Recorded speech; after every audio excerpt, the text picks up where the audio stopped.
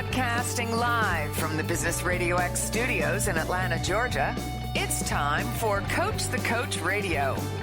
Brought to you by the Business RadioX Ambassador Program, the no-cost business development strategy for coaches who want to spend more time serving local business clients and less time selling them. Go to brxambassador.com to learn more. Now, here's your host. Lee Cantor here, another episode of Coach the Coach Radio, and this is going to be a good one. Today we have with us Mark Musselman with MX5 Consulting and Coaching. Welcome, Mark. Yeah, good morning, Lee. Thanks for having me. Well, I'm excited to learn what you're up to. Tell us a little bit about MX5. How are you serving folks? Yeah, great question. So I got into this niche back about 11 years ago after I had spent about 10 years running a family-owned business. I took over that responsibility when I was a young 30 years old, and I didn't know what I was doing. So we had about 300 employees, roughly. It's about a $30 million business. I'm rounding numbers, but and I just had no idea. So I reached out and hired my first coach in basically 1999 and had an experience then that has continued to this day of what a difference a partnership with a coach can make. So when my family's business transacted back in 2008-9, I decided to jump into this industry and have been doing this and serving mostly business owners, entrepreneurs, CEOs, people who run a business or who have a big responsibility of running a vertical in a business with a one-to-one coaching environment. Now, in the name of the firm is Consulting and Coaching. Can you kind of share a little bit about how you delineate the difference between the two? Yeah, I think it's a great question, and I get this question all the time. My sense, and again, I don't say this as if it's true, it's just my developed sense of both being a coachee and being a coach, is that coaching is really best accessed through inquiry, where there's a significant focus on trusting that the client has most of what they need inside them to guide themselves forward. And it's really my job to bring a set of skillful questions in the moment that elicit that intelligence and that wisdom. Consulting is more an observation, and then I would say providing advice and more directional. And I think there's a distinction between the two. And I tell clients when I'm working with them, I'm going to take my coaching hat off and I'm going to switch it to my consulting hat. And it's a different energy, and I think it's a different way of engaging with somebody. Now, as you developed kind of working with a coach and you've kind of evolved into being a coach, is there a certain kind of methodology you follow? Is this your own kind of hybrid based on just living life and just experiencing things from both sides of the desk? How did you come up with your coaching kind of methodology? Well, so I have, gone through, and you and I both know there's no, it's not like a licensing environment like a psychologist is. So coaching has a lot of organic energy to it. And I have gone through 3 different coaching schools. And then I purchased a book a book was given me called Fierce Conversations, written by a woman named Susan Scott. And I love her coaching approach, which is let silence do the heavy lifting. So what that basically means is that when I'm with a client, the very first question that I ask is, what's the most important conversation you and I need to be having right now? That's how I begin every single conversation with a coach client of mine. And then I let that information guide the process. So what happens, I've found in lots of other coaching environments, is that a coach will come in with an agenda. And when they come in with an agenda, the coaching experience becomes all about that agenda instead of what's alive and present for the coachee in that moment.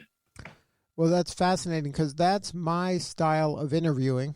I try to be kind of a blank page and listen, and then and move in the direction of the interviewee. And it's also my style in selling, is I like to listen and follow the needs of the prospect. So I think that's totally transferable to lots of other activities. I would agree with you. And my background, other than what I've been doing for the last 11 years, was in sales. I started my career with Ernest and Julio Gallo, and one of the things that they trained us, this is back in the late 80s, to do is to go, before we ever interacted with a client, ever, you had to become a master of asking effective questions. And you and I would both know that that just simply means a question that has yes or no as not an option, and it just creates conversation. And then there's a whole bunch of, two question or two worded questions like say more, go on, why that, those things that create multiple layers. And if you are skilled at asking effective questions and you listen intently, you can often, learn all you need to know, whether it's in sales or whether it's in this world of coaching, to be helpful to somebody. Now, in your coaching, since you came from a family-run business, do you work a lot with family-owned business owners, or was that just kind of something that happened and it really hasn't impacted your coaching? Yeah, great question. And I love working with and prefer to work with family-owned businesses, primarily because, there's no other sort of animal like them. What I've discovered, and I'm sure you could probably join me in that same understanding, is that, family businesses have family as the thing that almost always dominates all the activity. So you can look at sort of an ownership perspective, a management perspective, and then a family perspective. And family businesses just have a unique way of operating.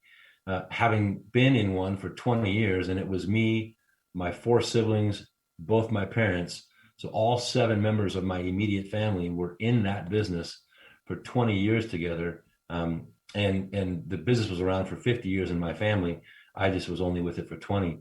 But there's just a whole unique way of communicating, problem solving. And usually what happens is the family history and the dynamics enter the management and ownership conversations and processes. And so everything collapses, and it's just a more, I'll say, unwieldy beast at times than a traditional for-profit or a non-family owned business. Yeah, I had the pleasure of co-hosting a family business show for many years. And this was all news to me because, like, I'm not from a family-run business, so a business was kind of a business. And then when hearing all these family-run business owners share their stories, the simplest things become complex in a family-run business, like as simple as the holidays or one child that doesn't want to get involved with the business or succession. There's a reason in America that not a lot of family-run business kind of make it as many generations as maybe some of the European-run businesses where they could have been around for, hundreds of years. And in America, that's more uncommon. Yeah, I mean, you would know, like, the statistics are staggeringly grim when you think about the number of multi-generational family-owned businesses that are successful. And I mentioned that we had a transaction in 2000, sort of 8, 9, right in that window. And ours was as a result of going through bankruptcy. And I could get into all the sort of the variables that contributed to it, but certainly one of the primary variables that led to that outcome was the dysfunctional relationship between me and my immediate older brother, who I had the title of CEO, and my brother was in the business before I was. He's older than I am, and he became for years upset and angry. And, we did not work effectively together as stewards of this asset and the responsibility to run it. So in great part, there were many other variables, but that was an enormous contributor, and it had nothing to do with the business. It was all the dysfunction of 2 brothers who grew up in, proximity to one another age-wise, competed for everything. And in particular, the attention and the approval of parents and, who's, all that crazy stuff. And I see more often than not, family dynamics getting in the way of really good businesses.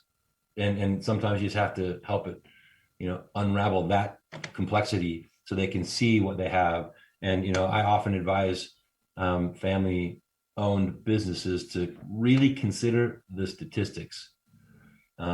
because more often than not, it's an emotional decision and not a rational business decision.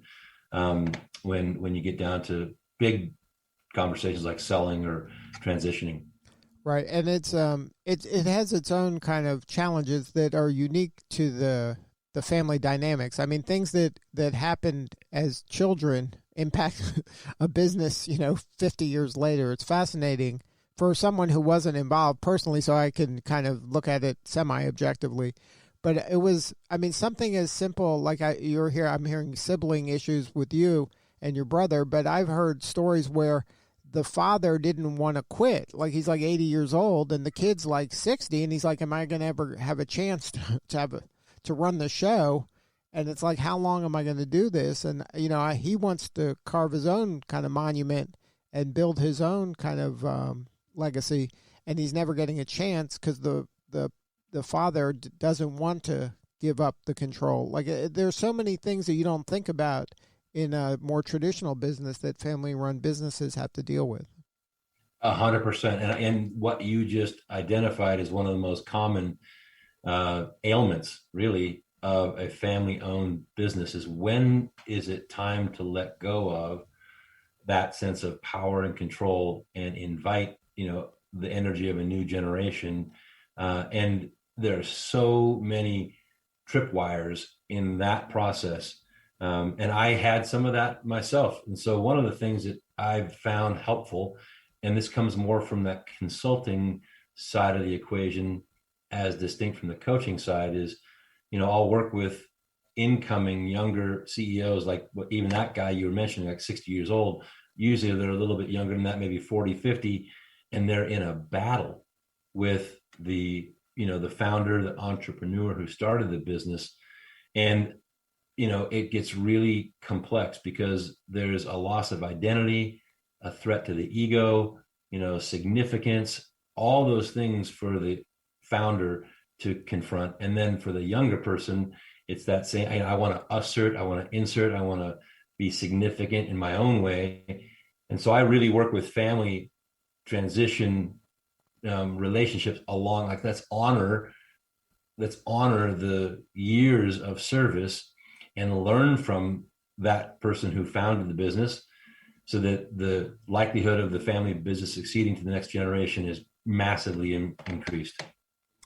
Yeah, it's really fascinating work to work in that space. And again, for people who are listening now that aren't part of it, it's a whole other world. I mean, the things that a traditional business owner has to deal with aren't a lot of this kind of emotional kind of negotiating relationship, family issues, and literally things that happened when people were children bubble up decades later. It's fascinating. So anybody who's interested, you should just read about it. Read about how some people are great at creating that level of succession and creating the input from the whole family, because there's a lot of benefits. I mean, I don't want to just kind of be negative about it, because I think there's a tremendous amount of positives that come along with a family-owned business in terms of creating that atmosphere, that environment, that culture that really permeates the whole organization, and people feel it, and then they love being a part of it. So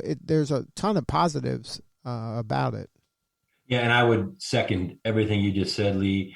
And I would never trade a day of those 20 years for any other experience. It was, I will say, magical in many ways.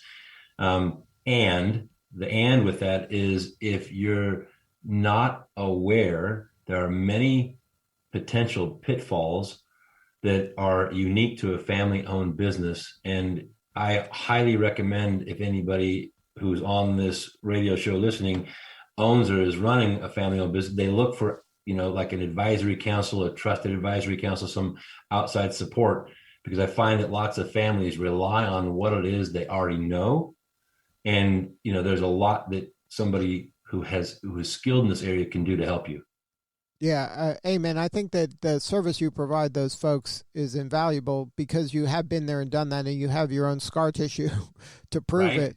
And you also are an executive, you've been doing this and talk to non-family, so you have the perspective of both sides, and that is critical, I think, in order for them to really feel the trust and really get the benefit, the whole benefit, and know that you're kind of have that empathetic view of what they're going through.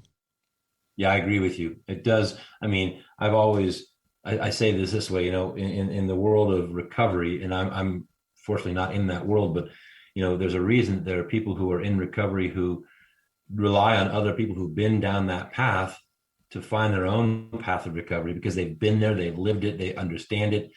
And I think the same can be said about being in a family-owned business. It's such a unique experience that it's helpful to find somebody who's lived it intimately, as a way of understanding, and then from that understanding, creating a path forward. Now, in your work as a coach consultant, are you finding that your clients are people who have, like you, had experienced coaching or consulting themselves personally, and they're just moving to a different one, and once they hear a different voice? Or is it sometimes you're dealing with people who have never kind of been coached, and then you're having to educate them on the mechanics of coaching and how it works and what the responsibilities of each party are? I love that question. And, when I hired my first coach in 1999, I wondered, like, really deeply whether I would be a good coaching client. And I think a lot of people that I encounter wonder the same thing. Like there's something that is in their thought pattern, like it was mine, I think afraid a little bit of stepping into the relationship because they may feel like they may not be good enough or may not do it the right way. So one of the very first things that I talk about, and I do get clients who are brand new to coaching and some that are in their 10th year of coaching, right? And I think my job initially is to connect with them at a level that reassures them. My job is really to come along as a partner in accelerating the path towards whatever it is that's important to you, right? Or to move from one level of effectiveness to a different level of effectiveness, accelerated by being in a partnership. And so I think it's unique to the person. I've never come across two clients that I've started the same way with ever, because everybody has a unique set of wants and needs and expectations and their own style. So the one thing I love about the work is that it is 100% new every single time I start a relationship. And I get asked all the time, do you have a process? And I say very clearly, my process is I will meet you on the very first moment of our very first conversations with this question: what's the most important conversation you and I need to be in right now? And then I follow that for the duration of our coaching engagement. Every single time we meet, that'll be the exact same question. And then, it's up to you. And I really emphasize this, that the work of coaching really is the work of the coachee.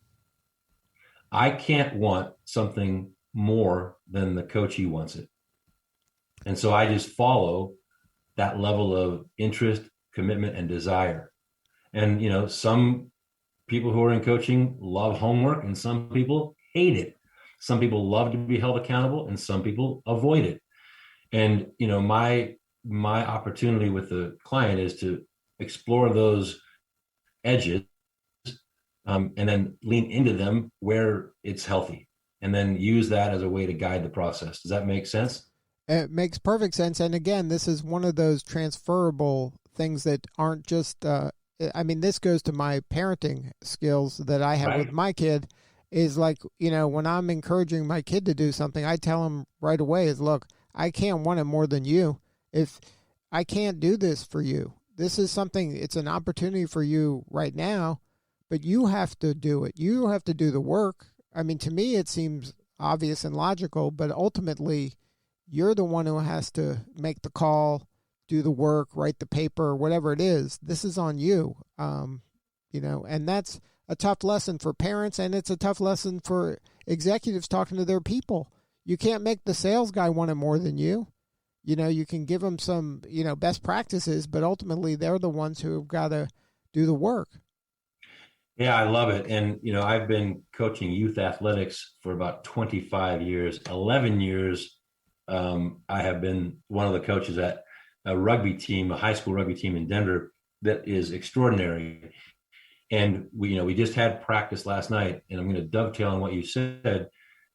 We finished the practice. It seemed like the athletes were kind of not really serious about being there. And, one of the coaches adjacent to me said to the team, like, listen, as coaches, we're here to facilitate, the opportunity for you to grow. It's 100% up to you to seize that opportunity. And you have to determine as a set of players how you want this season to unfold. We're here as people who can help you at every step of the way. And I thought the metaphor was absolutely spot on with what we're talking about right now. And I love your conversation with your kids. And there's a sort of a philosophical platform called Love and Logic, which I was introduced to years ago. I've got 4 kids. They're adult kids now. But my wife and I always used Love and Logic, which is this environment of natural consequences, as a foundation for how we parented. And I think this is very similar. Yeah. I mean, one of the things that I told my kid early was, I've been through 5th grade. I've already done this. So you can take my advice or not, but this is your journey to go on. I'm here to help, and I'm rooting for you, but this is on you, bud. Yeah. I love that approach. And I got interviewed one time. This is a number of years ago, maybe 5, 6, 7 years ago, by somebody from the International Coaching Federation, ICF. And they were really interested in, me sharing with them my approach and my philosophy to coaching. And I said, quite, directly, that I enter that conversation empty, like completely empty and present to whatever it is that shows up in the moment. And that takes a lot of effort for most people to come into an environment committed to being empty and neutral, and then allowing whatever occurs to be, the foundation of the conversation and of the process. And it takes a lot of trust on, behalf of the coachee as well. But I find that when that happens, when I show up and I'm committed to being neutral and empty, that's when my best work occurs. Yeah. When I come in with something already in my mind that takes whatever it is that the coachee has in their mind, and I run with my agenda. And I did that when I was younger, because I was trying to prove that I knew something and that I could create a result and that I was good enough. And I gave that mantle up a long time ago.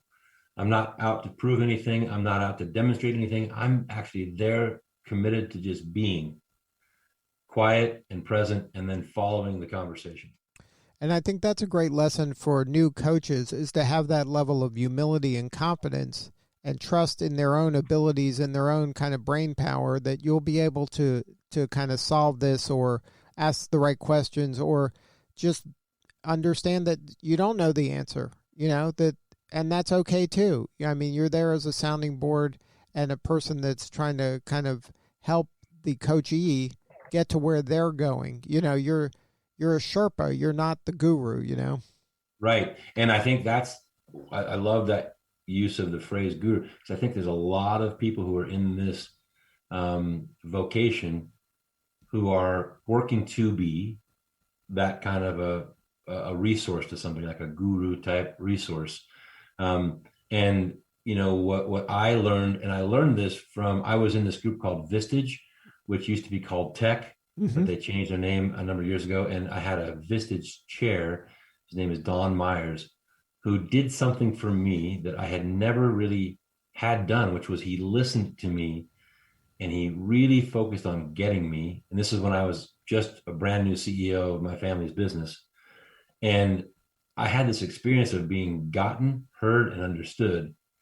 And he created that for me in his listening. And I think you asked early on what my sort of philosophy is, and I was massively influenced by Don and the way that he coached me, so that when I went to create the experience for others, that is the foundation that I used. And he, I think, drew his work and his foundation from Susan Scott's book, Fierce Conversations, as well. Now, what is typically the kind of pain your prospective clients are going through where MX5 is the right solution? Is there something typically that's going on? Are they at a plateau? Are they frustrated? Did they just get into the role? Like, is there something that precipitates a conversation with you or somebody on your team? Yeah, it's again, I love the question, and it's all over the place. So I just recently brought on a new coaching client, and he's by all means and all measures, an incredibly successful executive, president of a very large organization, and he's young, and he's wondering, like, what else is there? Like, I've already achieved what I thought I might not ever achieve in my mid 30s. And I want to know, and I want to explore, like, what's next. That's an example of one that just recently came on board. Another guy that I'm working with, who's been a client now for about a year, has been in a partnership that's dysfunctional and has been really working to try to find a healthy and constructive way, either with his partner or beyond his partner. So, and then I've had other people who've come to me and said, I'm in a lower position than I want to be, and I aspire to be the CEO or the president, and I need some help putting some skills together to be able to move in that direction. I mean, those are just three random examples from people I worked with in the past year. And so I said earlier on that I don't ever really know.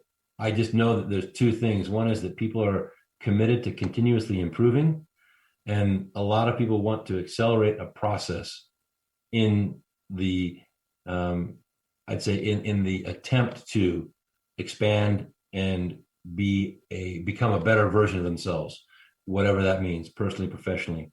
So that's what I can't give a straight answer. It comes from all over the board. Now, if there is somebody out there that wants to have a more substantive conversation with you or somebody on your team, is there a website? Is there a way to get a hold of you? Yeah, so I have a website, which is www.mx5consulting.com.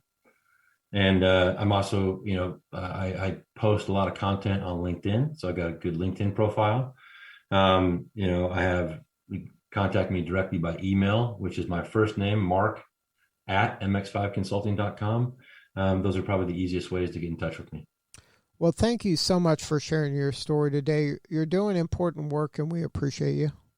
Yeah, and I appreciate the opportunity, Lee, really, to just, I love the forum, and I'm grateful to have been here with you. Thank you. All right, this is Lee Cantor. We will see you all next time on Coach the Coach Radio.